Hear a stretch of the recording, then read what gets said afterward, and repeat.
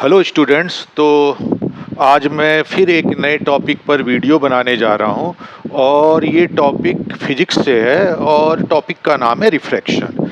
तो इस वीडियो में मैं रिफ्रैक्शन के बारे में डिस्कस करूंगा, उसके कॉन्सेप्ट्स वगैरह को बताऊंगा।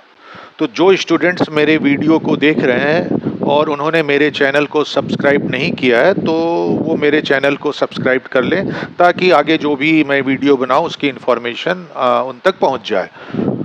और अगर ये वीडियो उन्हें अच्छा लगता है, मेरे डिस्कस की हुई चीज़ें उन्हें समझ में आ रही हैं, तो वीडियो को लाइक भी कर दें। तो हम स्टार्ट करते हैं आज का टॉपिक रिफ्रैक्शन। बेसिकली रिफ्रैक्शन है क्या और उसके कॉन्सेप्ट्स क्या है। तो रिफ्रैक्शन है क्या, उसकी डेफिनेशन क्या है, सबसे पहले उसे समझते हैं। तो रिफ्रैक्शन टर्म हम यूज करते हैं जब लाइट एक मीडियम से दूसरे मीडियम में ट्रेवल करता है।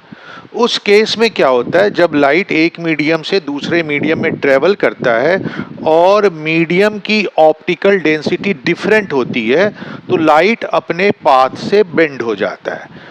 तो लाइट का अपने पाथ से बेंड हो जाना जब वो एक मीडियम से दूसरे मीडियम में ट्रेवल करता है जबकि मीडियम की ऑप्टिकल डेंसिटी डिफरेंट हो, यही रिफ्रैक्शन है।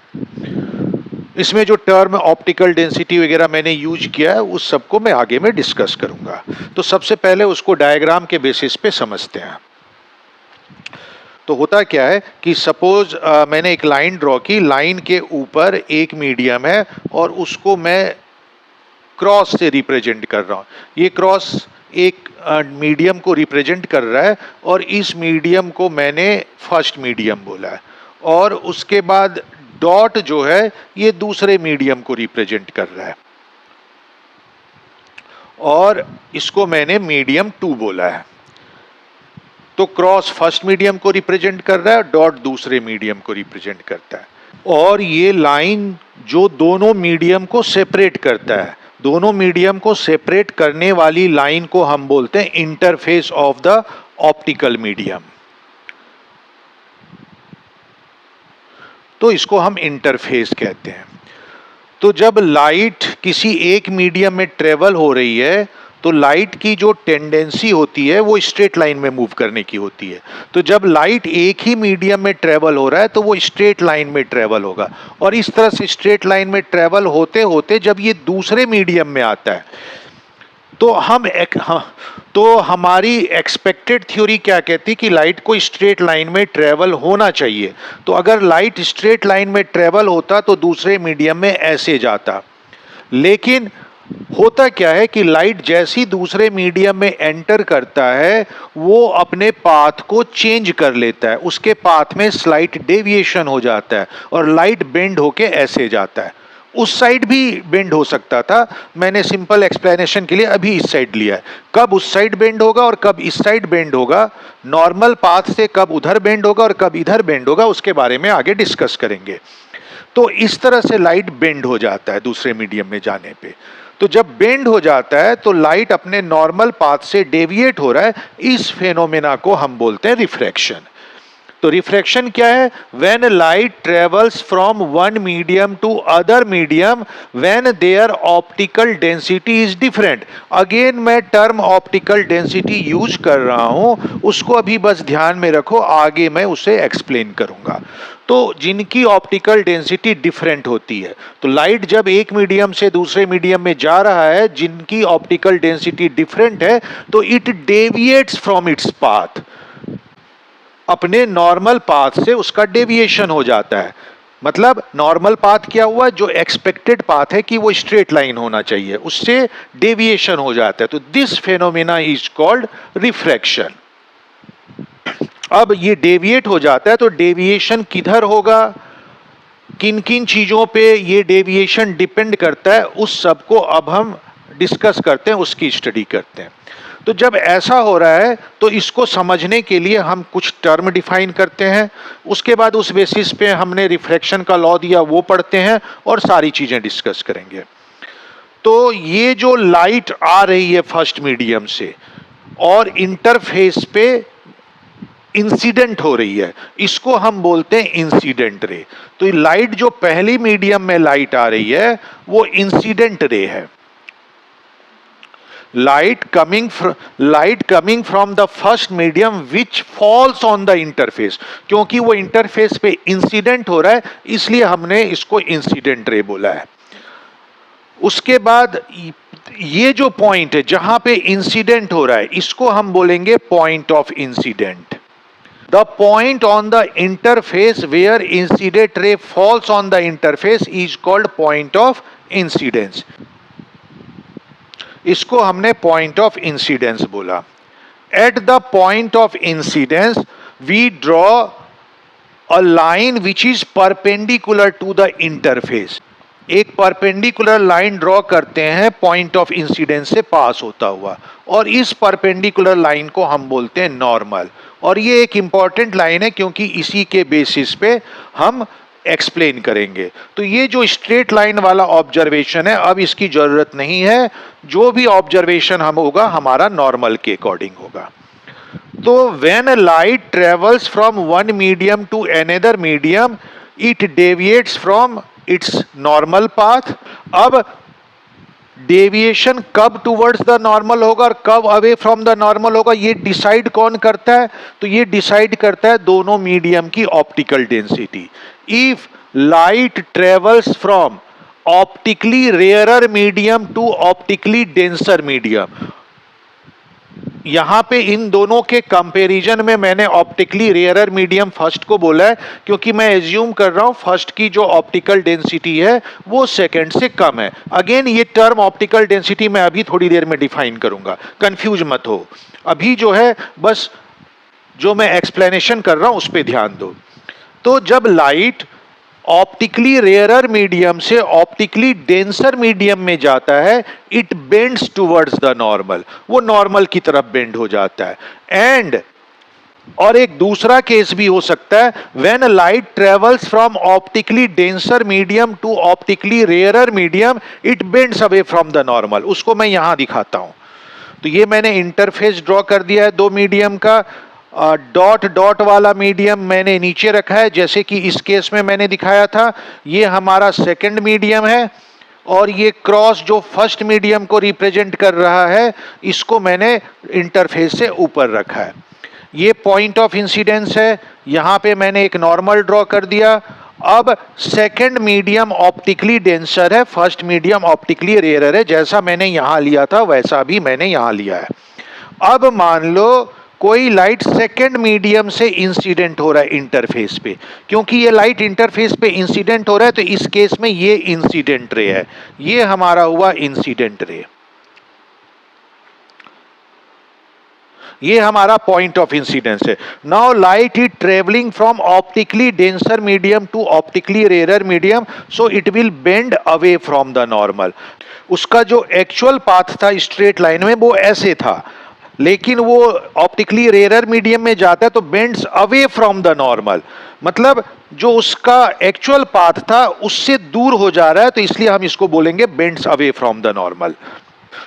तो अगर वो सीधा जाता स्ट्रेट लाइन में जाता तो वो ऐसे जाता, अब क्योंकि वो इधर आ गया तो हम बोलेंगे कंपैरिजन में it bends away from the normal, तो वो नॉर्मल से दूर चला गया है। तो ये तब होगा जब लाइट डेंसर से रेयरर मीडियम में जा रहा है। तो ये दोनों बिल्कुल सिमेट्रिक इंफॉर्मेशन है। रेयर से डेंसर जाएगा तो bends towards from the normal, denser से रेयरर जाएगा तो bends away from the normal. तो इस चीज को हम यहां भी बोल सकते थे कि लाइट अगर ऐसे आ रहा है तो इस पाथ से जा रहा है। सो यहां पे पाथ ऑफ रिवर्सिबिलिटी का एक फिनोमेना आ जाता है। At any point if the path of the light is reversed it will follow the same path in which it was travelling. अगर लाइट किसी पाथ से आ रहा है तो किसी भी पॉइंट पर उसके पाथ को रिवर्स कर दें तो एग्जैक्टली वो वही पाथ फॉलो करता हुआ जाएगा जिस पाथ से वो आ रहा था। तो जैसे अगर लाइट ऐसे आ रहा है और इस पॉइंट पे मैं इसके पाथ को रिवर्स कर दूं तो वो बिल्कुल ऐसे करके जाएगा ऐसे, और अब क्या हो रहा है, वो डेंसर से रेयर में जा रहा है तो bends away from the normal, बिल्कुल यही पाथ फॉलो करेगा। दैट मींस ये फिनोमेना यहां ऑब्जर्व हो रहा है, bends away from the normal. तो इसको हम बोलते हैं पाथ ऑफ रिवर्सिबिलिटी। जिस पाथ से आया है अगर पाथ जस्ट रिवर्स बैक कर दे तो उसी पाथ से लौट जाएगा। तो मतलब जब यहां रिवर्स करोगे तो वो ऐसे जाएगा और फिर इस तरह से चला जाएगा। तो क्लियरली ये शो कर रहा है कि जब वो डेंसर से रेयर में जाएगा तो bends away from the normal हो जाएगा।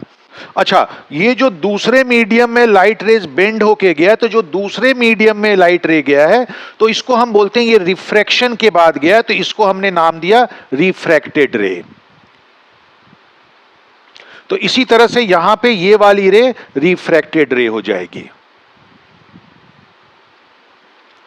अब हम एक दो टर्म और डिफाइन करते हैं। Angle between incident ray and normal is called angle of incidence. Angle between refracted ray and normal is called angle of refraction. और the angle between incident ray path of the light and the refracted ray, ये जो angle है ये हमारा incident ray का path है और ये हमारा रिफ्रैक्टेड रे है। तो angle between incident ray path of the light and refracted रे is called angle of deviation. हम बोलते हैं इसका इतना डेविएशन हो गया है। तो ये सारे टर्म इस बेसिस पे आ गए हैं।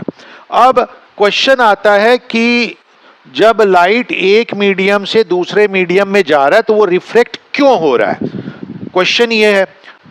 तो रिफ्रैक्शन जो हो रहा है वो क्यों हो रहा है, क्योंकि मीडियम के ऑप्टिकल डेंसिटी में डिफरेंट है। इसका क्या मतलब हुआ, तो ये देखा गया कि लाइट जब एक मीडियम से दूसरे मीडियम में जाता है तो उसकी स्पीड चेंज हो जाती है। अगर किसी मीडियम में लाइट जा रहा है और उसकी स्पीड कम हो गई है तो हम बोलेंगे कंपैरेटिवली उस मीडियम की ऑप्टिकल डेंसिटी कम है। तो जैसे इसमें लाइट रेज फर्स्ट से सेकंड मीडियम में जा रहा है और ये इधर बेंड हो गया, तो हमने इस फेनोमेना में क्या एज्यूम किया है कि सेकंड मीडियम की ऑप्टिकल डेंसिटी ज्यादा है और फर्स्ट मीडियम की ऑप्टिकल डेंसिटी कम है। इसका मतलब हुआ फर्स्ट मीडियम में जो लाइट की स्पीड है वो ज्यादा होगी as compare to second medium में जो लाइट की स्पीड है। जब सेकेंड मीडियम में लाइट की स्पीड आती है तो सेकेंड मीडियम में लाइट की स्पीड कम हो जाती है, तो इसलिए उसकी ऑप्टिकल डेंसिटी ज्यादा होगी और ऑप्टिकल डेंसिटी ज्यादा होने की वजह से ये बेंड हो जाता है। तो ऑप्टिकल डेंसिटी का आइडिया समझ आया, इसको और एक्सप्लेन करूंगा अभी। तो ऑप्टिकल डेंसिटी का आइडिया जो है वेलोसिटी के टर्म्स में है। जब लाइट एक मीडियम से दूसरे मीडियम में जाता है तो उसकी स्पीड सेम नहीं होती है, उसकी स्पीड कम या ज्यादा हो सकती है। अगर उसकी स्पीड कम हो रही है तो वो मीडियम कंपैरेटिवली ऑप्टिकल डेंसर होगा, मतलब उसकी ऑप्टिकल डेंसिटी ज्यादा होगी। और अगर किसी मीडियम में लाइट रे जाता है और उसकी स्पीड बढ़ जाती है तो वो medium comparatively less optical denser होगा। ठीक है, यहां समझ में आ गया। लेकिन अभी भी क्वेश्चन ये बनता है कि जब सेकंड मीडियम में गया, चलो मान लिया उसकी ऑप्टिकल डेंसिटी ज्यादा थी, लेकिन वो बेंड क्यों हुआ? भाई लाइट यहां तक पहुंचा, वो बेंड क्यों हुआ? अब उसको कुछ ऐसा तो आया नहीं होगा ना कि अरे ये वाला रास्ता जो है छोटा है, इस रास्ते से चले, वो वाला रास्ता बड़ा पड़ेगा। इस घर जाने के लिए ये वाला रास्ता छोटा है तो इधर से चल दे, ऐसा तो होगा नहीं। तो आखिर ऐसा क्यों हुआ है कि लाइट बेंड हो गया? भाई वो सीधा पाथ से क्यों नहीं गया? तो यहां पे लेकिन क्वेश्चन अभी भी उठता है कि इंसिडेंट रे जब यहां है उसके बाद वो सीधा पाथ से क्यों नहीं गया, बेंड क्यों हो गया? भाई सीधा पाथ से भी तो वो जा सकता था, बेंड होने में क्या हुआ? क्या उसके मन में क्या आया, लाइट के मन में? अगर हम ऐसा सोचें तो भाई लाइट को क्या लगा? क्या उसको ये लगा कि अरे घर जाने का ये शॉर्टेस्ट रास्ता है तो इस रास्ते से चलो, उस रास्ते से दूर पड़ेगा, ये रास्ता छोटा है? क्या ऐसा हुआ? तो ऐसा तो नहीं हुआ होगा ना, लाइट को थोड़ी पता चलेगा। तो बेसिकली जो इसका जो एक्सप्लेनेशन है प्रॉपरली वो वेव ऑप्टिक्स से क्लियरली समझ में आ जाएगा। तो वेव ऑप्टिक्स में वो क्लियरली वहां पे समझ में आ जाएगा, इसलिए इस चीज को यहां छोड़ दो। थोड़ा सा आइडिया दे देता हूं कि लाइट का ट्रेवल हो कैसे रहा है। जब लाइट इंटरफेस पे पड़ता है तो एक्चुअली में उसका जो आगे मोशन होगा वो कैसे होगा, इंपॉर्टेंट चीज ये देखना है, जिसको कि वेव ऑप्टिक्स में अच्छे से समझाया गया है। तो होता क्या है, जब लाइट इंटरफेस पे पड़ेगा तो उसके बाद आगे मोशन होगा क्या? क्या उसका प्रोसेस है? प्रोसेस ये है कि इंटरफेस पे जो दूसरा मीडियम है उसके जो मॉलिक्यूल या एटम है वो लाइट को एब्जॉर्ब करते हैं। लाइट को एब्जॉर्ब करने के बाद उसे री रेडिएट करते हैं, वापस रेडिएट करते हैं, और वो रेडिएशन जो है, वो जो रेडिएशन की वजह से जो लाइट एनर्जी आई है वो फिर आगे ट्रेवल करता है। मतलब लाइट ट्रेवल प्रोसेस क्या है कि दूसरे मीडियम के मॉलिक्यूल या एटम लाइट एनर्जी को जो उस पे इंसिडेंट हुआ है उसको एब्जॉर्ब करेंगे और उसके बाद उसे री रेडिएट करेंगे, और वो जब री रेडिएट करेंगे तो लाइट आगे इस मीडियम में जाएगा। तो बेसिकली इस मीडियम में जो ट्रेवल करेगा वो डिपेंड करता है दूसरे मीडियम के मॉलिक्यूल और एटम किस डायरेक्शन में रेडिएट कर रहे हैं। तो इसका मतलब हुआ जो सेकेंड मीडियम के मॉलिक्यूल इस डायरेक्शन में लाइट रेज को रेडिएट कर रहे हैं। अब वो इस डायरेक्शन में क्यों रेडिएट कर रहे हैं उसको कैसे हम डिसाइड करें, तो वो वेव ऑप्टिक्स में थोड़ा और अच्छे से समझ में आ जाएगा। बहुत ज्यादा डिटेल में जाने की जरूरत नहीं, फिर वो मॉलिक्यूलर फिनोमेना वगैरह हो जाएगा जो कि तुम्हारे अभी फिलहाल काम का नहीं है। तो वेव ऑप्टिक्स में काफी कुछ समझ में आ जाएगा। बेसिक यही समझ लो कि लाइट का जो ट्रेवल प्रोसेस है वो ये है कि लाइट एनर्जी जब इस इंटरफेस पे पड़ेगा, दूसरा मीडियम का मॉलिक्यूल उसको एब्जॉर्ब करके री रेडिएट करेगा, और जब वो री रेडिएट करता है तो लाइट का पाथ इस डायरेक्शन में आ जाता है। तो वो मॉलिक्यूल की मर्जी है, वो अपना उसका प्रोसेस है कि भाई वो ऐसे री रेडिएट करता है, इस वजह से जा रहा है। और ऐसा क्यों हो रहा है तो थोड़ा सा उसका और अंडरस्टैंडिंग वेव ऑप्टिक्स में आएगा। अब हम आगे बढ़ते हैं। ये सब टर्म हमने समझ लिया रिफ्रैक्शन का। तो रिफ्रैक्शन का थोड़ा सा आउटलाइन क्या था कि when light travels from optical rarer medium. Optical rarer मतलब दो मीडियम का कंपैरिजन है, जिसकी डेंसिटी कम है उसको मैं ऑप्टिकली रेयरर बोल रहा हूं, और दूसरे का जिसकी डेंसिटी ऑप्टिकल डेंसिटी ज्यादा है उसको डेंसर मीडियम बोल रहा हूं। तो when light travels from optical rarer to optical denser medium it deviates from its path and this phenomena is called refraction. If it is travelling from rarer to denser medium it will bends towards the normal. If it is travelling from denser to rarer medium it will bends away from the normal. ठीक है, तो ये phenomena है। अब इस basis पे हमने laws of refraction define किया। तो लॉज ऑफ रिफ्रैक्शन तुम 10th में भी पढ़ चुके थे, उसको हम थोड़ा अच्छे से एक्सटेंड करेंगे। तो लॉ ऑफ रिफ्रैक्शन क्या कहता है? पहला लॉ ये कहता है incident ray, normal and refracted ray all lie in the same plane. वो एक ही प्लेन में होगा। तो कहने का मतलब क्या हुआ कि ये बोर्ड एक प्लेन है, नॉर्मल मैंने बोर्ड पे ड्रॉ किया है और इंसिडेंट रे भी अलोंग द बोर्ड ही आ रहा है, तो जो रिफ्लेक्टेड रे है वो भी बोर्ड पे ही रहेगा। They will lie in the same plane. ऐसा नहीं हो सकता कि नॉर्मल बोर्ड पे है, इंसिडेंट रे भी बोर्ड पे आ रहा है, बट रिफ्लेक्टेड रे ऐसे करके बाहर आ जाएगा बोर्ड से बाहर। ऐसा नहीं होगा। अगर ये दोनों बोर्ड पे तो ये भी बोर्ड पे रहेगा, तीनों एक ही प्लेन में रहेंगे, ये सर्टेनिटी है। तो पहला लॉ ये कहता है कि incident ray, normal and refracted ray all lie in the same plane. और जो इसका दूसरा लॉ तुम बोल सकते हो, डेविएशन के बारे में बता सकते हो कि when the light travels from optically rarer to optically denser it will bends towards the normal, and when light travel from optically denser to optically rarer medium it bends away from the normal। किसी medium की optical density को बताने के लिए हम एक term use करते हैं refractive index. Refractive index of the medium, जिसको अभी आगे बताऊंगा। किसी भी मीडियम का रिफ्रैक्टिव इंडेक्स उस मीडियम की ऑप्टिकल डेंसिटी को बताता है। Greater the refractive index greater will be its optical density. तो जो टर्म ऑप्टिकल डेंसिटी को बताने के लिए यूज किया जाता है वो है रिफ्रैक्टिव इंडेक्स, और रिफ्रैक्टिव इंडेक्स को हम n से हम दिखाते हैं। और फर्स्ट मीडियम का जो एब्सोल्यूट रिफ्रैक्टिव इंडेक्स है हमने उसको n1 नाम दिया, और सेकेंड मीडियम का जो एब्सोल्यूट रिफ्रैक्टिव इंडेक्स है उसको हमने n2 नाम दिया है। तो जो रिफ्रैक्शन का थर्ड लॉ है वो रिफ्रैक्टिव इंडेक्स से ही रिलेटेड है, जिसको हमने स्नेल्स लॉ दिया था। और स्नेल्स लॉ कहता है कि refractive index of second medium with respect to refractive index of first medium is equal to sine of the angle of incidence to the sine of the angle of refraction. मतलब second medium का refractive index with respect to first जो है वो sine i upon sine r के equal होगा, given that i not equal to zero. ये formula i equal to zero पे valid नहीं होगा, बाकी जगह हम कह सकते हैं सेकेंड मीडियम का refractive index with respect to first वो sine i upon sine r के इक्वल होगा। तो यहां पे जो फॉर्मूला यूज करते हैं, सेकेंड मीडियम वो मीडियम है जिसमें रिफ्रैक्टेड रे जा रहा है, और फर्स्ट मीडियम वो मीडियम है जिसमें इंसिडेंट रे है। आई हमारा इंसिडेंट रे के साथ नॉर्मल का एंगल है, और आर हमारा रिफ्लेक्टेड रे का नॉर्मल के साथ एंगल है। तो ये ध्यान रखना, इस फॉर्मूले में बेसिकली जिस मीडियम में आर का फॉर्मेशन हो रहा है एंगल ऑफ रिफ्रैक्शन का, वो हमारा सेकेंड मीडियम है, और जिस मीडियम में आई का फॉर्मेशन हो रहा है एंगल ऑफ इंसिडेंस का, वो फर्स्ट मीडियम है। और इस तरह से refractive index of second with respect to first, मतलब दो मीडियम के रिफ्रैक्टिव इंडेक्स का कंपैरिजन है ये एक तरह से, इसको हम बोलते हैं रिलेटिव रिफ्रैक्टिव इंडेक्स। तो दो टर्म यूज हो गया, एक हो गया एब्सोल्यूट रिफ्रैक्टिव इंडेक्स और एक रिलेटिव रिफ्रैक्टिव इंडेक्स। ये टर्म सब क्या है अभी हम आगे उसको डिस्कस करेंगे। अच्छा, यहां पे मैंने क्या कहा है कि ये फॉर्मूला वैलिड है आई जब जीरो के इक्वल ना हो। क्यों?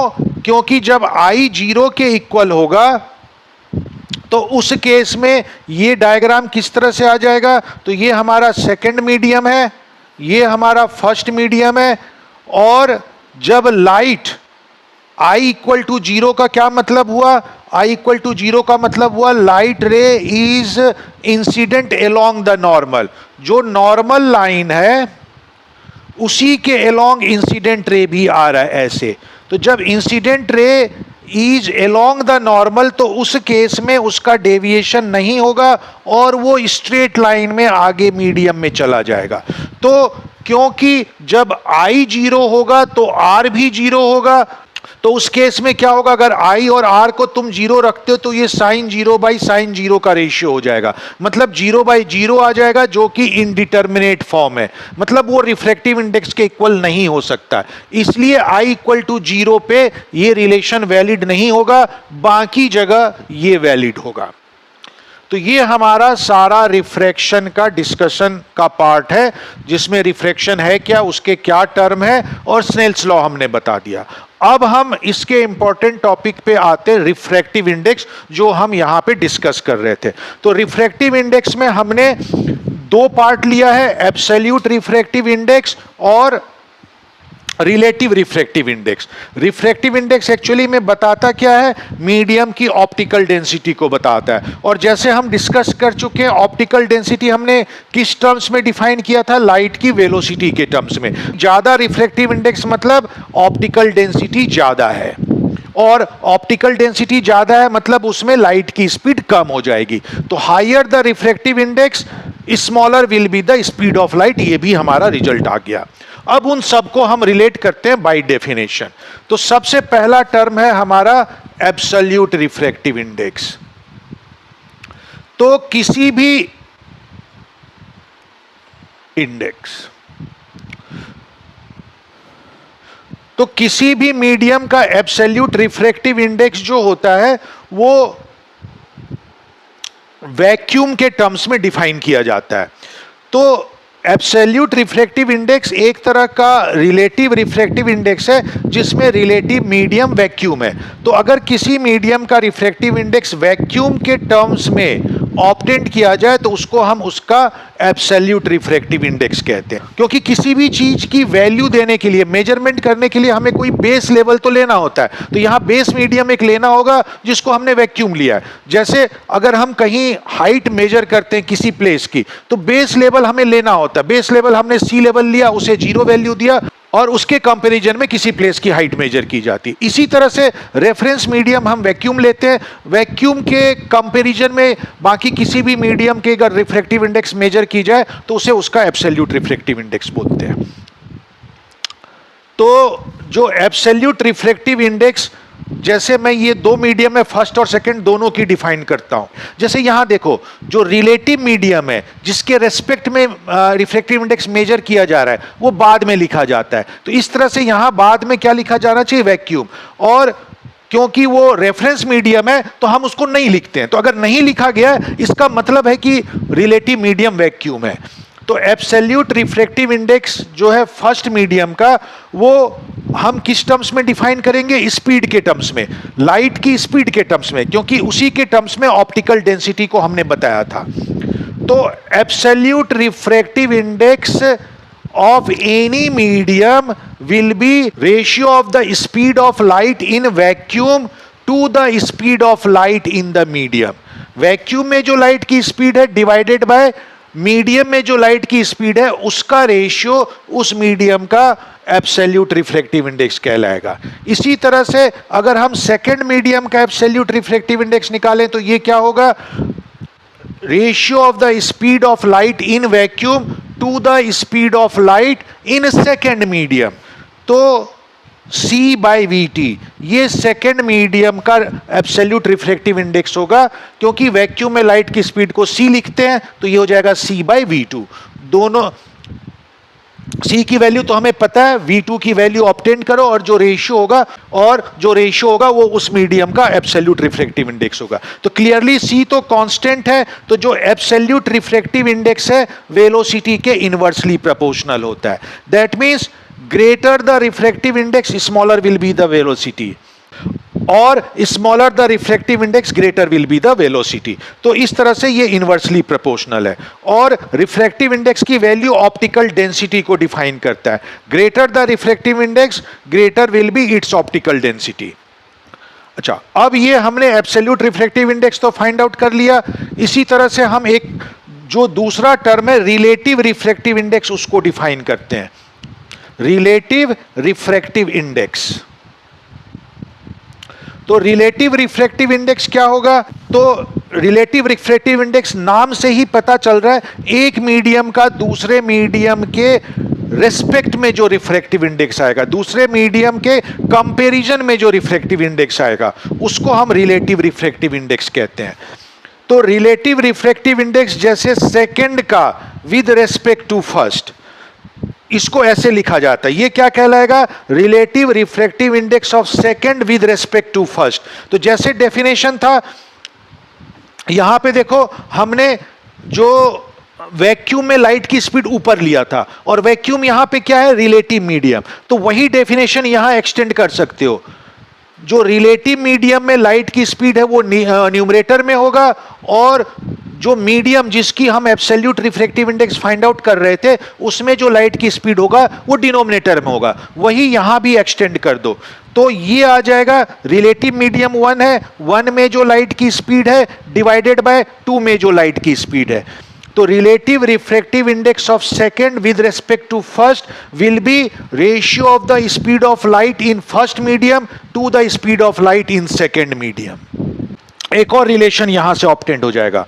तो ये जो एब्सोल्यूट रिफ्रैक्टिव इंडेक्स है, तो अगर मैं n2 डिवाइडेड बाय n1 कर लूं तो ये हो जाएगा c by v2 divided by c by v1, तो ये हो जाएगा v1 बाय v2। तो इस तरह से n2 बाई n1 भी v1 बाई v2 के इक्वल आता है। तो that means relative refractive index of second with respect to first की जो वैल्यू है वो n2 बाई n1 के इक्वल है। तो देयरफॉर हम लिख सकते हैं n21 equal to n2 by n1, ये भी हम लिख सकते हैं, और ये इक्वल टू है हमारा v1 बाई v2। तो ये तीनों रिलेटेड टर्म है। अच्छा, अब यहां से फिर एक रिजल्ट आ गया। अगर तुम इन दोनों को देखो तो यहां से हम देख सकते हैं, अगर मैं क्रॉस मल्टीप्लाई कर दूं तो n2 v2 equal to n1 v1 हो जाएगा। n2 v2 equal to n1 v1 हो जाएगा। और अगर मैं यहां से इसको कंपैरिजन कर दूं, अगर तुम यहां पे देखो तो यहां से हमें क्या मिलता है कि जो n1 v1 है वो तुम्हारा c के इक्वल है। तो इस तरह से n1 v1 c के इक्वल है, तो ये मैं यहां पुट कर सकता हूं। तो यहां से देखो रिजल्ट क्या निकला, किसी भी मीडियम का रिफ्रैक्टिव इंडेक्स और उस मीडियम में जो वेलोसिटी है उनका प्रोडक्ट c के इक्वल होता है। देखो कितनी इंटरेस्टिंग चीज आ गई। है कि नहीं, कि किसी भी मीडियम का रिफ्रैक्टिव इंडेक्स इनटू वेलोसिटी को अगर हम मल्टीप्लाई करें तो वो लाइट की स्पीड के इक्वल आ रहा है। इसका मतलब हो गया किसी भी मीडियम का रिफ्रैक्टिव इंडेक्स इनटू उस मीडियम की जो लाइट की स्पीड है उसका प्रोडक्ट सी के इक्वल हो जाएगा। है ना अमेजिंग फैक्ट कि मीडियम का रिफ्रैक्टिव इंडेक्स और उसमें जो वेलोसिटी है वो सी के इक्वल हो रहा है। तो ये हमारा एक इंपॉर्टेंट रिलेशन है जो तुम याद रख सकते हो। ये जो जितने रिलेशन डेवलप हुए हैं वो अच्छे से समझ लो, क्योंकि वो तुम्हारे दिमाग में बैठ जाना चाहिए, क्योंकि इस बेसिस पे बहुत सारे कॉन्सेप्चुअल क्वेश्चन बनते हैं। अगर इसको तुमने क्लियरली समझ लिया तो तुम्हारे सारे कॉन्सेप्चुअल क्वेश्चन सॉल्व हो जाएंगे। तो ये इस तरह से आ गया। अब इसी बेसिस पे हम वैक्यूम की भी रिफ्रैक्टिव इंडेक्स दे सकते हैं, तो उसको मैं यहीं पे बता देता हूं। तो जो वैक्यूम का रिफ्रैक्टिव इंडेक्स होगा, वैक्यूम का रिफ्रैक्टिव इंडेक्स हमारा क्या आना चाहिए?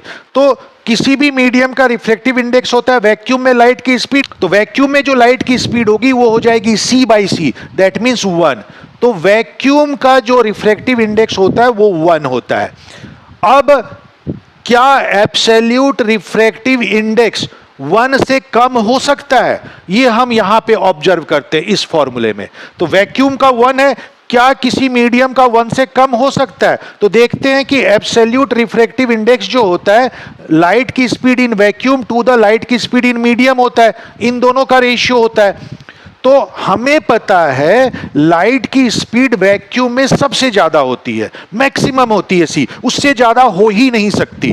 तो किसी भी मीडियम में लाइट की स्पीड जो है वो वैक्यूम में जो लाइट की स्पीड है उससे हमेशा कम रहेगी। इसका मतलब जो डिनोमिनेटर में v आ रहा है उसकी वैल्यू c से हमेशा कम होगा, मतलब डिनोमिनेटर हमेशा छोटा होगा। तो यहां से हमारा रिजल्ट क्या निकला कि जो एब्सोल्यूट रिफ्रैक्टिव इंडेक्स है उसकी वैल्यू 1 से कम कभी नहीं हो सकती। मिनिमम जो वैल्यू है वो वैक्यूम की होती है 1, अदरवाइज जो एब्सोल्यूट रिफ्रैक्टिव इंडेक्स है वो हमेशा ग्रेटर देन इक्वल टू 1 आएगा। लीस्ट वैल्यू वैक्यूम की होगी 1, अदरवाइज बाकी किसी भी मीडियम का 1 से ज्यादा होगा। ये एक फैक्ट तुम याद रख सकते हो। अच्छा, ये सारा रिलेटिव रिफ्रैक्टिव इंडेक्स का हमारा आ गया डेफिनेशन।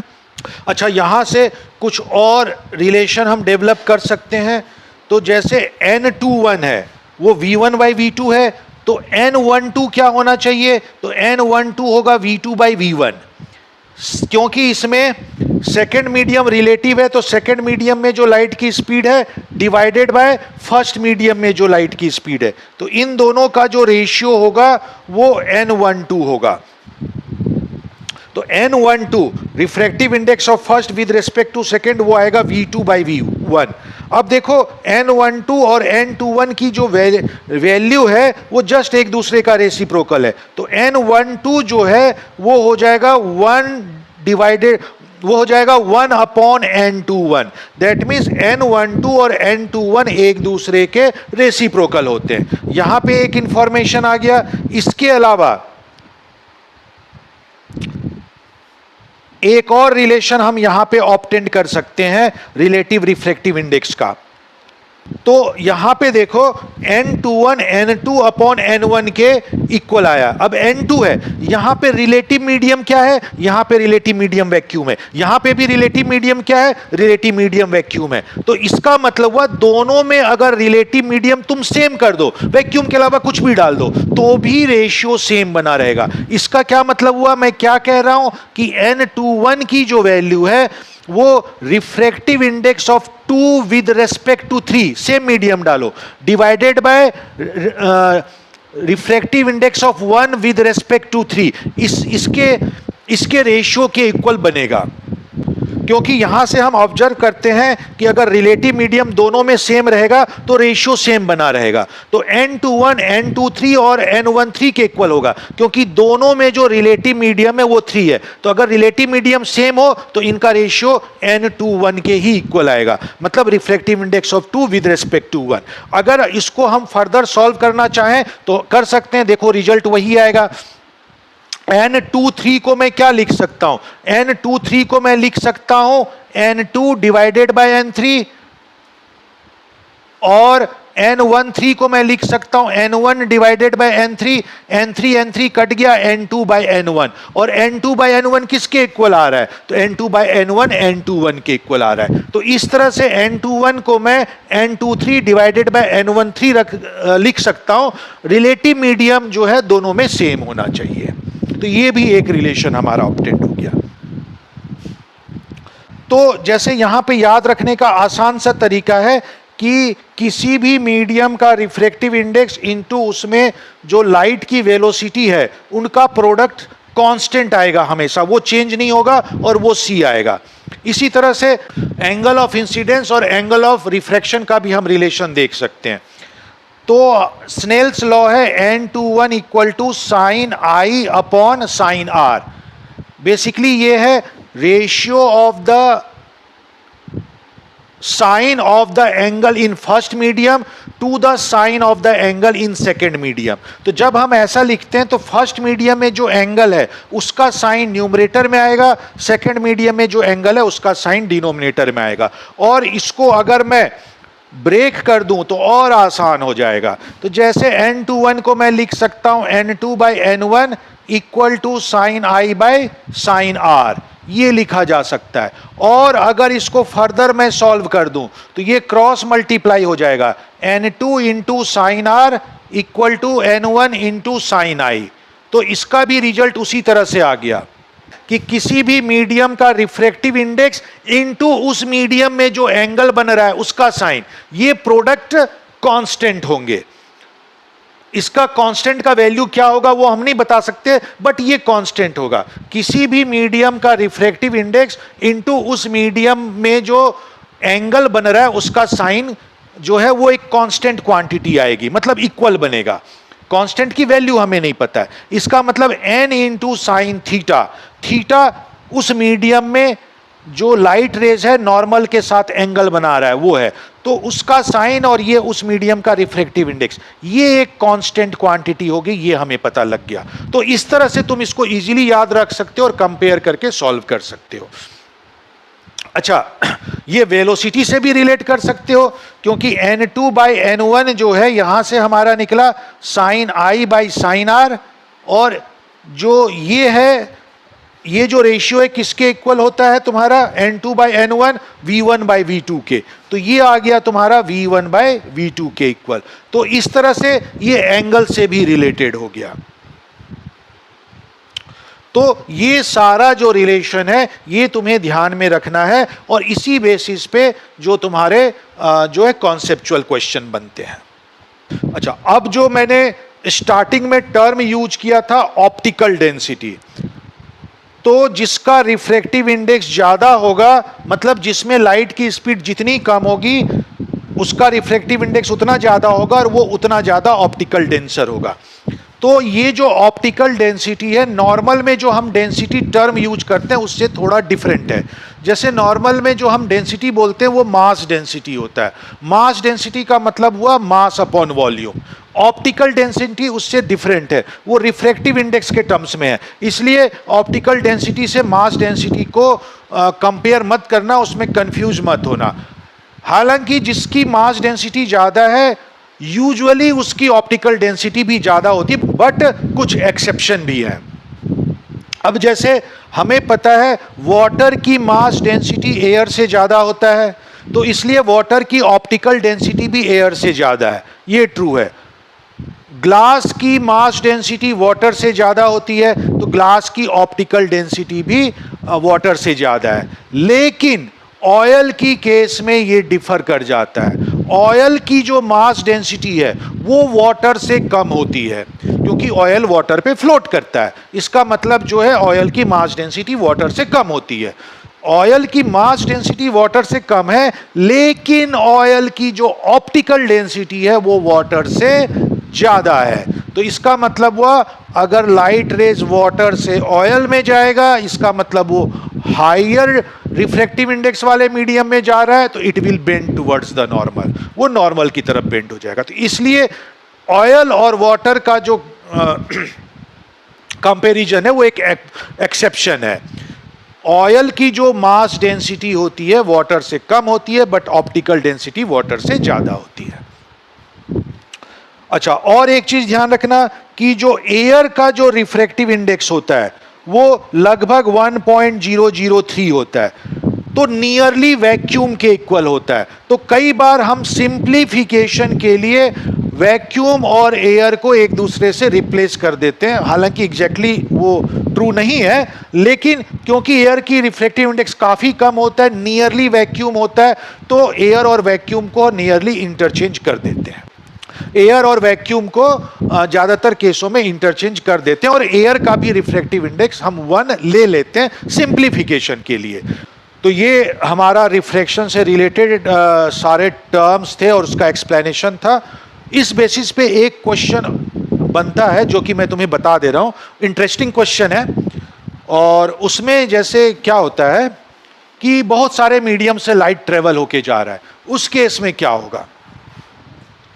तो देखो, जैसे मैंने ये है 3 इंटरफेस मैंने बनाए हैं, मतलब मेरे पास 4 मीडियम होंगे। ये पहला क्रॉस क्रॉस से मैंने दिखाया है, ये हमारा फर्स्ट मीडियम है और इसका रिफ्रैक्टिव इंडेक्स जो है N1 है, ये फर्स्ट मीडियम है। इसको मैंने डॉट से दिखाया है, ये हमारा सेकंड मीडियम है, इसका रिफ्रैक्टिव इंडेक्स N2 है। इसको मैंने डैश डैश से दिखाया है और ये हमारा थर्ड मीडियम है और इसका रिफ्रैक्टिव इंडेक्स N3 है। और इसको मैंने करेक्ट साइन से दिखा दिया है और ये हमारा फोर्थ मीडियम है और इसका एब्सोल्यूट रिफ्रैक्टिव इंडेक्स N4 है।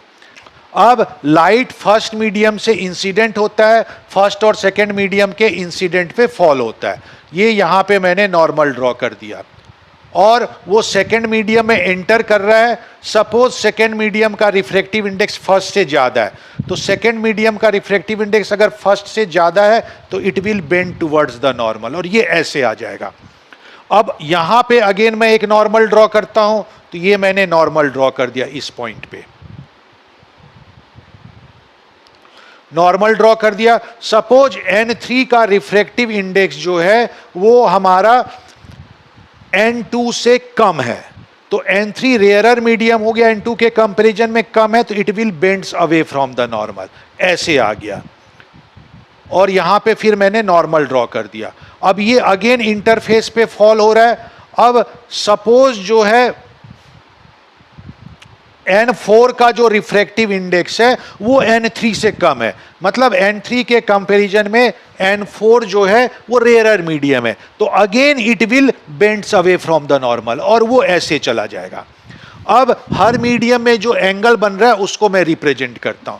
सपोज फर्स्ट मीडियम में ये हमारा इंसिडेंट रे है फर्स्ट मीडियम में, तो मान लो ये नॉर्मल के साथ एंगल बनाता है θ1, और ये जो दूसरा वाला ये जो रे है ये सेकंड मीडियम के लिए रिफ्रैक्टेड रे है और ये सपोज एंगल बनाता है θ2, और ये जो रिफ्रैक्टेड रे है सेकंड मीडियम का, तो जब सेकंड और थर्ड को देखेंगे तो ये जो है हमारा सेकंड और थर्ड मीडियम के लिए इंसिडेंट रे हो जाएगा, मतलब क्योंकि वो सेकंड और थर्ड मीडियम के इंटरफेस पे फॉल हो रहा है तो ये इसका जो है इंसिडेंट रे हो जाएगा। और ये एंगल कितना होगा, तो क्योंकि ये और ये एंगल जो है अल्टरनेट इंटीरियर एंगल है तो ये दोनों इक्वल होगा। क्यों?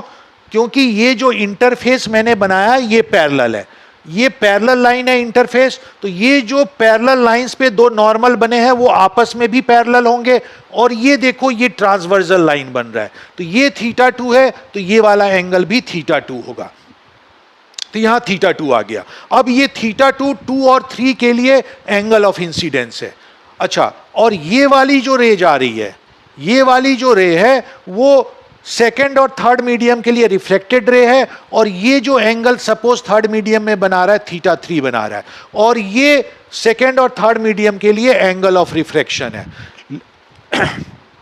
बट ये वाली जो रे है वो थर्ड और फोर्थ मीडियम के इंटरफेस पे फॉल हो रहा है, तो थर्ड और फोर्थ मीडियम के लिए ये इंसिडेंट रे होगा।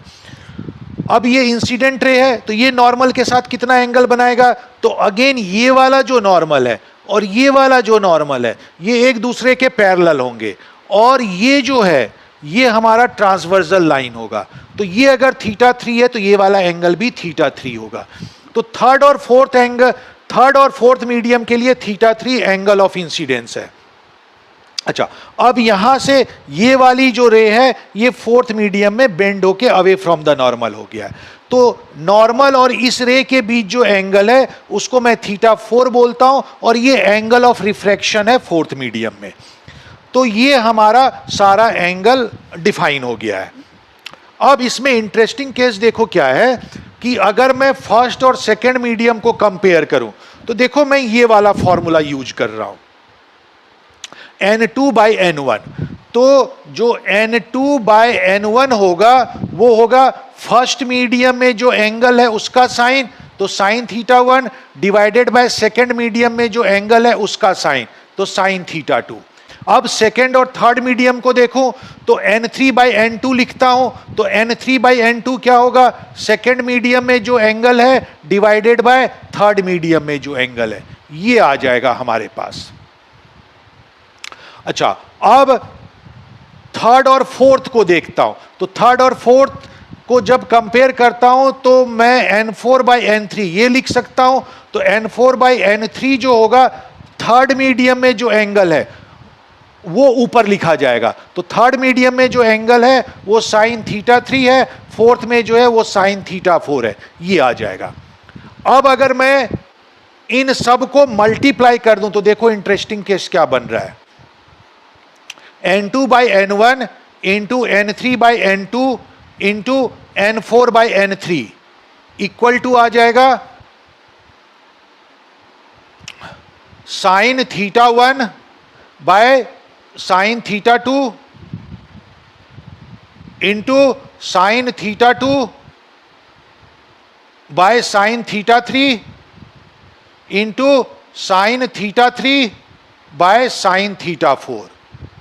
और यहां से देखो ये सारा कट जाएगा, मेरे पास आएगा N4/N1 इक्वल टू यहां से थीटा 2 कट गया, थीटा 3 कट गया, आ गया sine theta 1 by sine theta 4। तो ये हो जाएगा N4 into sine theta 4 equal to N1 into sine theta 1, जो कि बिल्कुल तुम्हारा स्नेल्स लॉ बन रहा है। मतलब वो इस तरह से बिहेव कर रहा है कि अगर वो फर्स्ट मीडियम में थीटा 1 एंगल बनाता है और उसके बाद फोर्थ में जाता है तो वो थीटा 4 ही बनाएगा।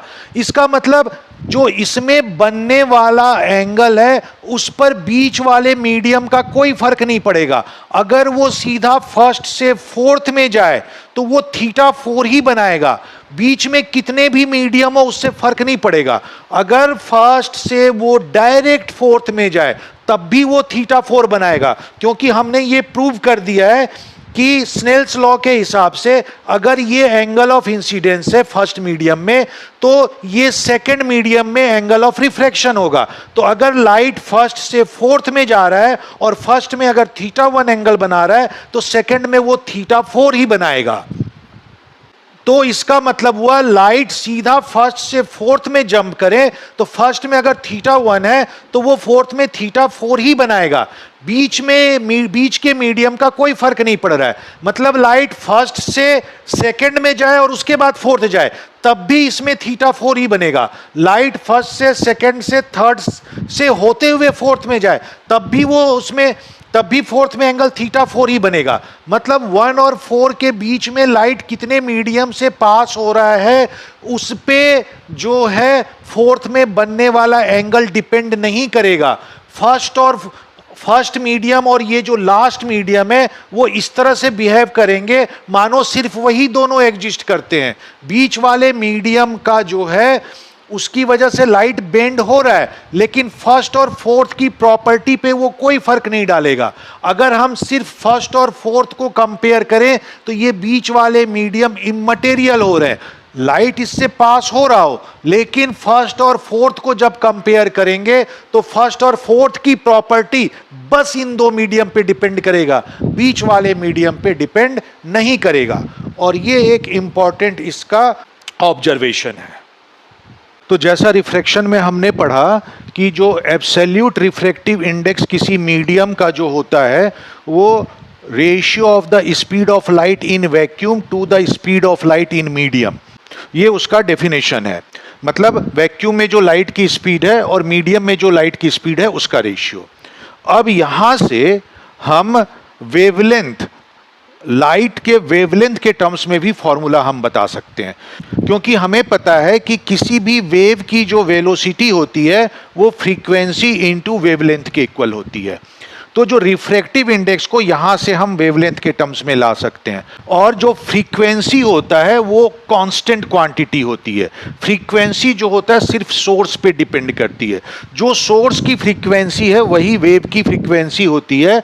जब वेव एक मीडियम से दूसरे मीडियम में जाता है तो उसकी फ्रीक्वेंसी कांस्टेंट होती है। फ्रीक्वेंसी पे कोई भी फर्क नहीं पड़ता, जो भी फर्क पड़ता है उसकी स्पीड और उसके वेवलेंथ पे पड़ता है।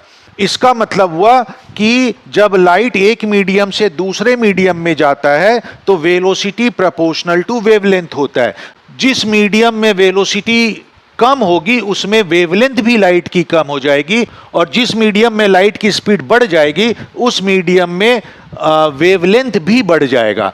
तो इस तरह से जो हायर रिफ्रैक्टिव इंडेक्स वाला मीडियम है उसमें लाइट की स्पीड कम हो जाती है, मतलब उसमें लाइट का वेवलेंथ भी कम हो जाएगा। और जिस मीडियम का रिफ्रैक्टिव इंडेक्स कम होता है उसमें स्पीड भी ज्यादा होती है as compare to higher refractive index वाले मीडियम से। मतलब उसमें जो लाइट रेज है, लाइट वेव है, उसकी वेवलेंथ भी ज्यादा होगी। तो ये बेसिकली वेव का फेनोमिना है, और क्योंकि लाइट को रे और वेव की तरह, दोनों की तरह हम देखते हैं, तो इसलिए ये जो कॉन्सेप्ट है वो इसमें यूज किया जा सकता है। तो यहां से हमारा रिफ्रैक्टिव इंडेक्स का फॉर्मूला आ गया। जो लाइट की वेलोसिटी इन वैक्यूम हम लिख सकते हैं फ्रीक्वेंसी इंटू लैम्डा नॉट।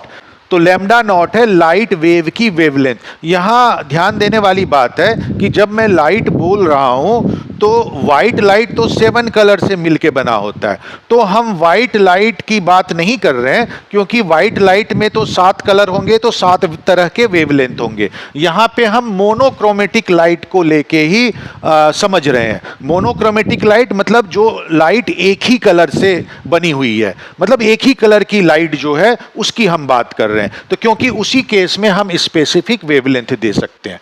तो फ्रीक्वेंसी इंटू लैम्डा नॉट ये आ जाएगा वैक्यूम में रिलेशन डिवाइडेड बाय मीडियम में वेलोसिटी। तो क्योंकि फ्रीक्वेंसी तो कांस्टेंट होती है तो वेवलेंथ उसकी चेंज हो जाएगी, तो इंटू लैम्डा। तो ये जो लैम्डा है मीडियम में वेवलेंथ है, क्योंकि वैक्यूम में लाइट की स्पीड सबसे ज्यादा होती है और वेलोसिटी प्रोपोर्शनल टू वेवलेंथ है। तो वैक्यूम में किसी भी लाइट की, मतलब मोनोक्रोमेटिक लाइट की वेवलेंथ सबसे ज्यादा होगी, और उसके बाद अगर किसी दूसरे मीडियम में जाता है तो वेवलेंथ कम हो जाएगा। तो इसी बेसिस पे जो रिफ्रैक्टिव इंडेक्स को हम लैम्डा नॉट बाय लैम्डा से भी रिप्रेजेंट कर सकते हैं, मतलब ratio of wavelength in vacuum to the wavelength in medium.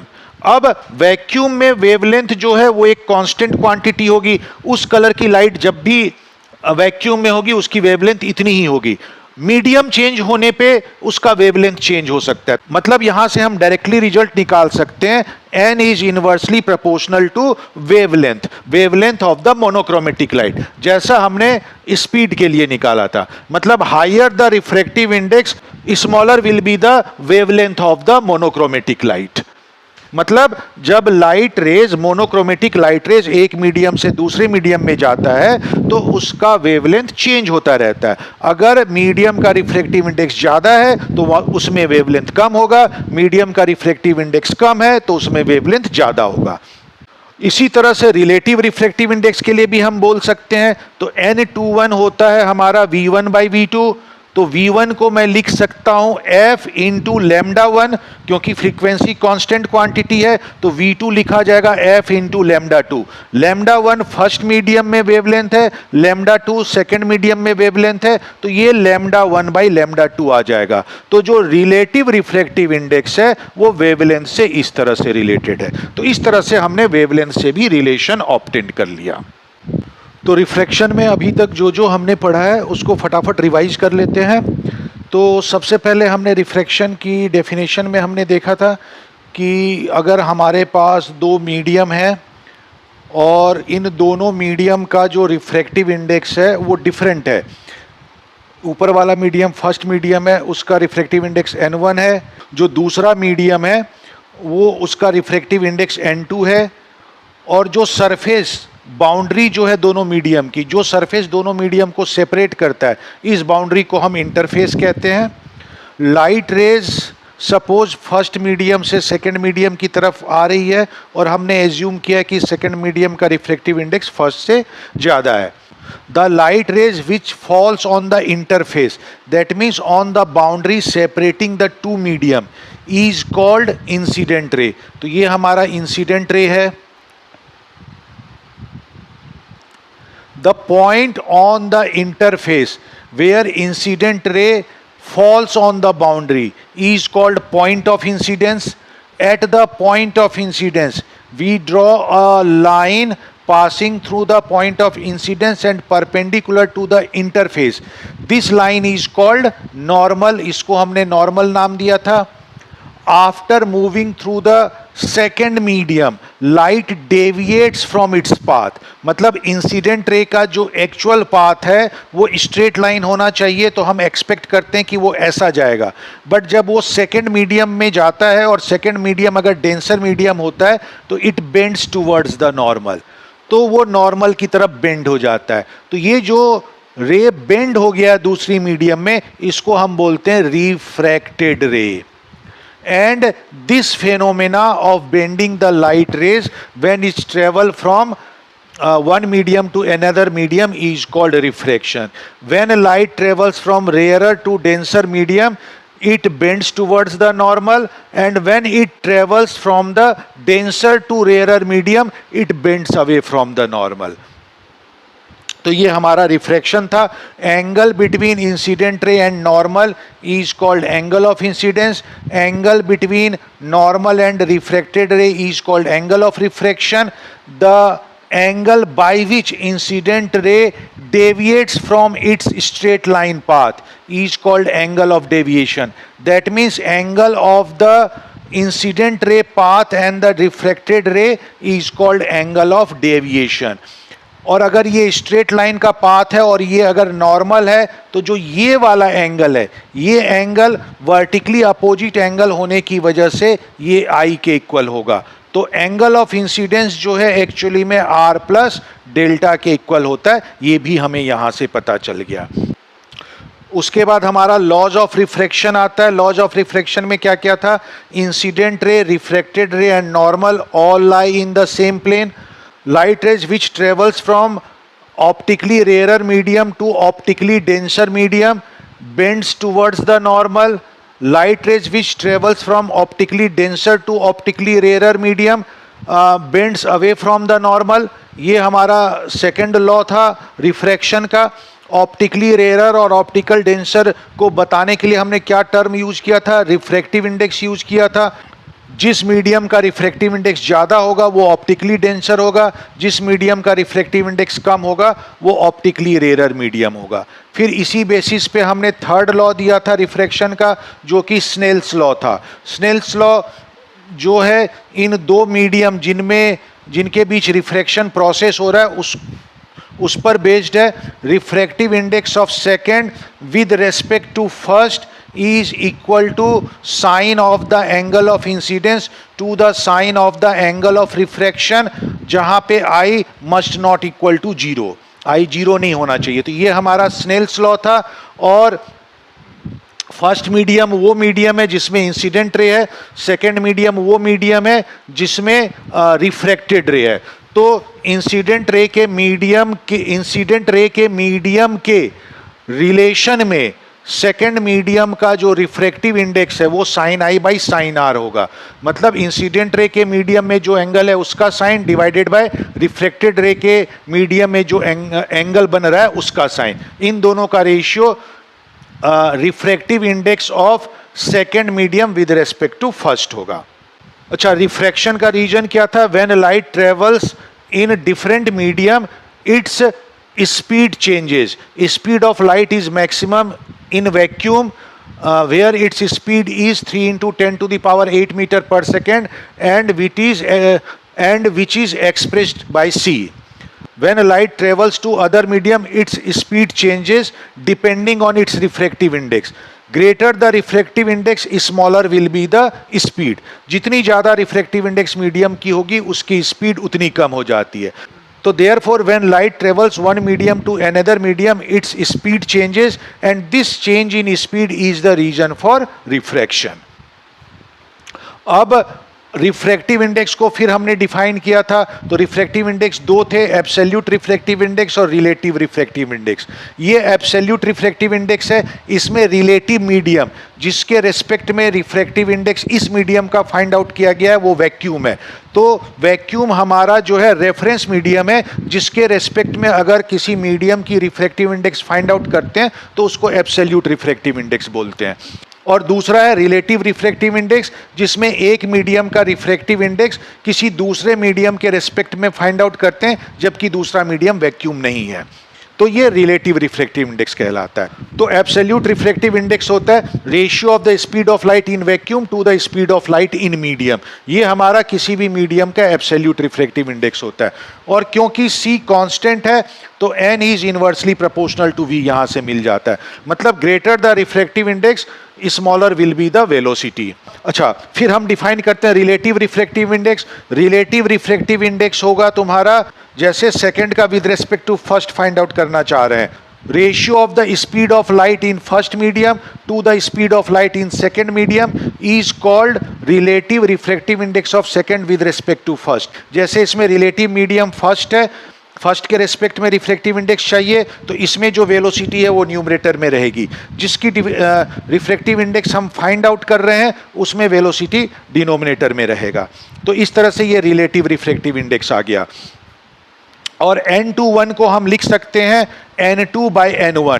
जो रिलेटिव मीडियम है उसका रिफ्रैक्टिव इंडेक्स डिनोमिनेटर में आएगा. तो देयरफॉर यहां से हमारे पास आ जाता है n2/n1 is equal to v1/v2. तो इस बेसिस पे हमारे पास रिलेशन आ जाता है n2v2 is equal to n1v1. तो किसी भी मीडियम का रिफ्रैक्टिव इंडेक्स इनटू उस मीडियम में लाइट की वेलोसिटी वो इक्वल आएगा. और ये इक्वल किसके होगा? तो अगर रिफ्रैक्टिव इंडेक्स हमने वैक्यूम ले लिया है तो वैक्यूम का जो रिफ्रैक्टिव इंडेक्स होता है वो 1 होता है. तो अगर वैक्यूम की केस में अगर हम इसी को इंटरप्रेट करें तो वैक्यूम का रिफ्रैक्टिव इंडेक्स 1 होता है, वैक्यूम में लाइट की स्पीड c होती है. तो ये इक्वल टू c आ गया. तो देयरफॉर हमारे पास रिलेशन आ जाएगा जनरल फॉर्म में n1v1 equal to n2v2 equal to n3v3 equal to c. तो किसी भी मीडियम का रिफ्रैक्टिव इंडेक्स इनटू उसमें लाइट की वेलोसिटी जो है उसका प्रोडक्ट c के इक्वल होता है. तो ये हमारा एक रिलेशन डेवलप हो गया. इसके अलावा जैसे यहाँ पे हमने लिखा है रिलेटिव रिफ्रैक्टिव इंडेक्स 2 का विद रिस्पेक्ट टू 1 तो n2/n1. इन दोनों में जो रिलेटिव मीडियम है वो वैक्यूम है. वैक्यूम की जगह अगर कोई दूसरा मीडियम भी होता तो कोई प्रॉब्लम नहीं थी, तब भी ये रिलेशन वैलिड होता. तो मतलब n21 को लिखा जा सकता है n23/n13. तो ये भी एक रिलेशन हमारा वैलिड है क्योंकि दोनों में जो रिलेटिव मीडियम है वो 3 है. अच्छा, तो जिस तरह से स्नेल्स लॉ में हमने लिखा था उसी बेसिस पे हम एक जनरल लॉ भी ऑब्टेन कर सकते हैं. तो जो स्नेल्स लॉ है वो कहता है n21 इक्वल टू साइन और फर्स्ट मीडियम में जो एंगल है उसको हमने यहाँ पे एंगल ऑफ इंसिडेंस लिखा है उसको मैं θ1 देता हूँ. और सेकंड मीडियम में जो एंगल है उसको हमने एंगल ऑफ रिफ्रैक्शन लिखा है तो उसको यहाँ पे मैं θ2 देता हूँ. तो मतलब फर्स्ट और सेकंड मीडियम जो यहाँ पे मैंने एज्यूम किया है उसमें फर्स्ट मीडियम में जो एंगल है वो θ1 है, सेकंड मीडियम में जो एंगल है वो θ2 है. तो स्नेल्स लॉ के बेसिस पे n21 हो जाएगा साइन θ1 अपॉन साइन θ2. और क्योंकि n21 n2 अपॉन n1 के इक्वल होता है तो ये मैं लिख सकता हूँ. तो यहाँ से एक जनरल रिजल्ट मेरे पास आ जाएगा n1 into sine θ1 equal to n2 into sine θ2. तो इसका मतलब वो लाइट जब एक मीडियम से दूसरे मीडियम में जा रहा है तो ये रिलेशन वैलिड हो रहा है. मतलब मीडियम का रिफ्रैक्टिव इंडेक्स इनटू उसमें जो एंगल बन रहा है उसका साइन इक्वल होगा दूसरे मीडियम का रिफ्रैक्टिव इंडेक्स इनटू उसमें जो एंगल बन रहा है उसके साइन के. तो इस बेसिस पे हम जनरल लॉ भी ऑब्टेन कर सकते हैं. तो देयरफॉर हम लिख सकते हैं अगर कोई लाइट रे एक मीडियम से दूसरे से तीसरे से पास होते हुए चौथे में जा रहा है, तो उनमें जो एंगल बन रहा है और रिफ्लेक्टिव इंडेक्स का यही रिलेशन होगा। तो therefore n1 sine theta 1 equal to n2 sine theta 2 equal to n3 sine theta 3 equal to n4 sine theta 4। इसी तरह से रिलेशन वैलिड होगा, मतलब प्रोडक्ट जो होगा कांस्टेंट होगा, और वो कांस्टेंट क्या होगा वो हमें नहीं पता। एंगल के साथ वो जो कांस्टेंट वैल्यू है वो चेंज होती जाएगी, बट होगा कांस्टेंट। मतलब लाइट जो है ट्रेवल कर रहा है एक मीडियम से दूसरे से तीसरे से चौथे, तो उस केस में पहले मीडियम में अगर एंगल थीटा 1 बन रहा है, दूसरे में थीटा 2 बन रहा है, तीसरे में थीटा 3 बन रहा है और चौथे में थीटा 4 बन रहा है, तो ये रिलेशन वैलिड होगा। मतलब n1 फर्स्ट मीडियम का, मतलब फर्स्ट मीडियम का रिफ्रैक्टिव इंडेक्स इनटू उसमें जो एंगल है उसका sine equal to second medium का रिफ्रैक्टिव इंडेक्स इनटू उसमें जो एंगल है उसका साइन, थर्ड मीडियम का रिफ्रैक्टिव इंडेक्स इनटू उसमें जो एंगल है उसका साइन, और इस तरह से ये वैलिड होगा। तो ये सारी इंफॉर्मेशन हमने इस वीडियो में ऑब्टेंड की, तो इसको मैंने रिवाइज करवा दिया। इसको अच्छे से समझ लो, क्योंकि इस बेसिस पे ही बहुत सारे क्वेश्चंस बनते हैं। एब्सोल्यूट रिफ्रैक्टिव इंडेक्स का रिलेशन जैसा स्पीड के टर्म्स में है वैसा वेवलेंथ के टर्म्स में भी होता है, जो कि रिफ्रैक्टिव इंडेक्स लाइट रेज के, मोनोक्रोमेटिक लाइट रेज के वेवलेंथ के इन्वर्सली प्रोपोर्शनल होता है। मतलब अगर light rays greater refractive index में जा रहा है तो उसका वेवलेंथ कम हो जाएगा, और लोअर रिफ्रैक्टिव इंडेक्स में जा रहा है तो उसका वेवलेंथ बढ़ जाएगा। और एक और रिलेशन इसी बेसिस पे हमने ऑब्टेंड किया था रिलेटिव रिफ्रैक्टिव इंडेक्स का। n21 को मैं लिखता हूं v1/v2, तो ये बेसिकली हमने सॉल्व किया था, ये सॉल्व होके आ जाता है λ1/λ2। तो ये सारा ऑब्जर्वेशन हमने ऑब्टेंड किया था।